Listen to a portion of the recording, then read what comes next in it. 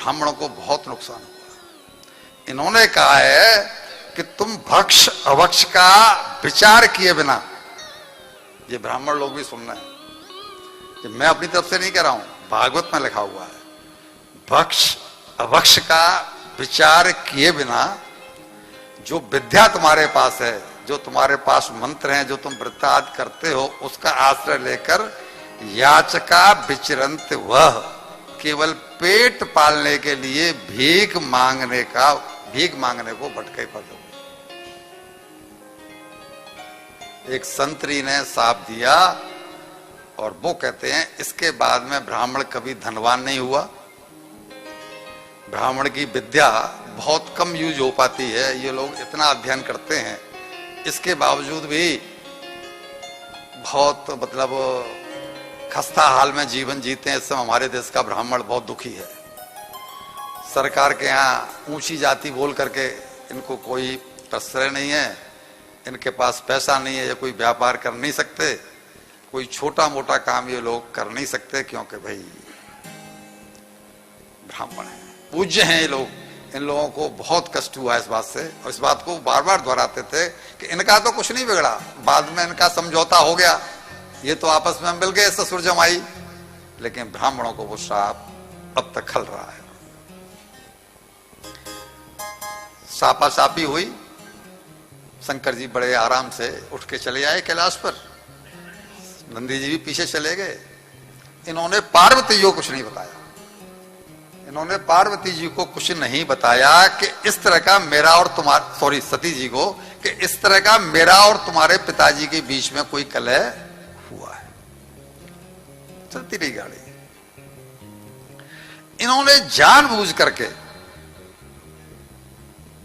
दक्ष प्रजापति ने एक यज्ञ किया, इस यज्ञ का नाम था वाजपेय यज्ञ, इष्ट्वा वाजपेय न।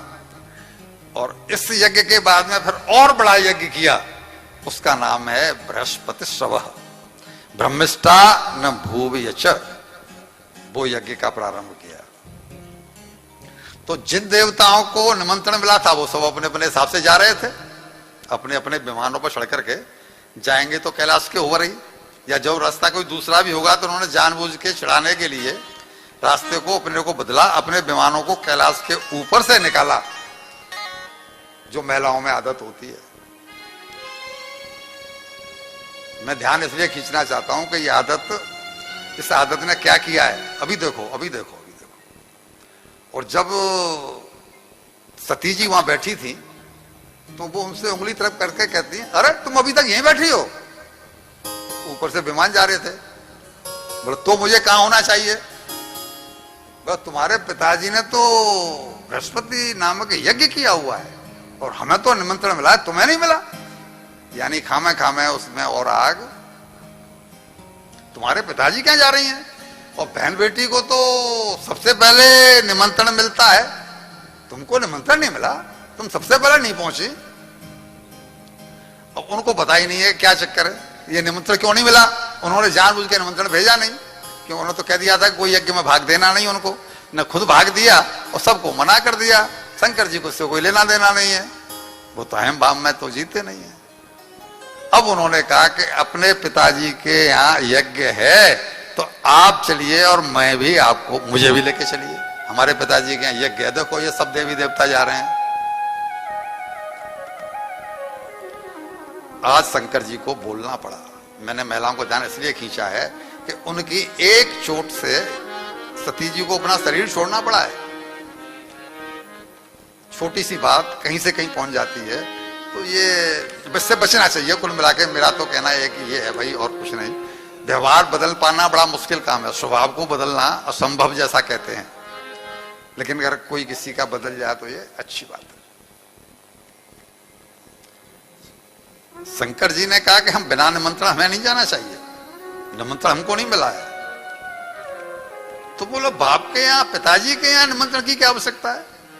गुरु के यहाँ और पिताजी के यहाँ, मतलब अपने पियर में, और गुरु के यहाँ मतलब मंदिर में, या अपने जो गुरु बनाए हुए हैं, इनके यहाँ तो निमंत्रण पे बिना जाए चले जाओ, और अपना घर है वो तो। गुरु मीन्स अपने पिता जैसे। उन्होंने बोला कि ये बिल्कुल सत्य है, लेकिन ये फॉर्मूला वही एप्लीकेबल है जहां पर कि मन में मलिनता नहीं हो, कटुता नहीं हो। तुम्हारे पिताजी मुझसे बैर मानते हैं। और तब उन्होंने पूरा प्रसंग सुनाया कि एक बार ऐसा ऐसा हुआ था, एक बार ऐसा ऐसा हुआ था, इसलिए उन्होंने जानबूझकर निमंत्रण नहीं भेजा है। तुम जो समझ रही हो कि चिट्ठी मिस हो गई होगी, लिखना भूल गए होंगे, पोस्टमैन देना भूल गया होगा, ऐसा कुछ नहीं हुआ है। निमंत्रण जानबूझ के नहीं दिया है, इसलिए मैं नहीं जाऊंगा।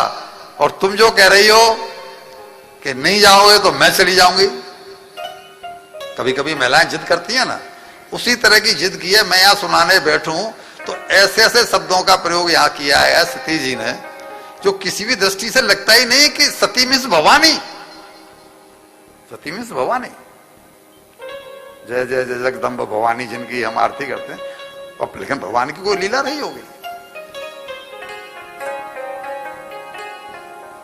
उनको इतना क्रोध आया, घूमने लगी, टहलने लगी, कैसे करूं क्या करूं, मशमश आ रही हैं। और जब देखा कि ये फिर भी नहीं पिघल रहे हैं, तो मना करने के बावजूद भी सती जी चल पड़ी।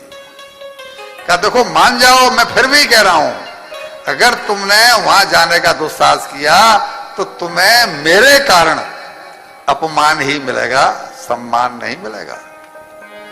तुम्हारे पिता मुझ पर बहुत बुरी तरह से नाराज हैं। अथाप माननम पितु, तुम्हें पिता से सम्मान नहीं मिलेगा। क्लियर बता दिया था। कभी कभी हमारी बहनें, हमारी बहुएं, हमारी बेटियां ये गलतियां कर देती हैं कि उनको पता है कि मेरे पति कौन है। किसी पति का, किसी महिला का पति प्रधानमंत्री है तो उसकी योग्यता में कोई शक है, लेकिन वो कह रहा है कि इस काम को मत करो, वो फिर भी मानने को तैयार नहीं है। तो क्या वो प्रधानमंत्री बिना योग्यता के बन गया? कोई बात तो है तब तो ना। और जब वो कह रहा है तो उस बात को मान जाती है, लेकिन उन्होंने नहीं माना और जबरदस्ती चल पड़ी। शंकर जी ने जो कहा वही हुआ कि ये यहां से जली, तो शंकर जी इसको भवतव्यता मान करके चुप हो गए कि ईश्वर की लगता है कोई इच्छा है। मैंने जिसको आधे अंग में स्थान दिया हुआ है, क्या कहते हैं भगवान शंकर को? अर्धनारीश्वर। जिसको मैं इतना प्रेम करता हूं वो मेरी पत्नी और मेरी बात की अवहेलना करके और चल पड़ी। इसका मतलब है कि ईश्वर की कोई अलग ही इच्छा है, और वो चुप हो गए। तुलसीदास जी ने लिखा है, जब हम आपको रामायण सुनाते हैं वहां ये प्रसंग हम सुनाते हैं, तुलसी जस भवतव्यता तैसे ही मिले सहाय, आपन आवे ताय पे ताय तहां ले जाए। जैसे कि पाल घर में लेकर के पहुंच गई,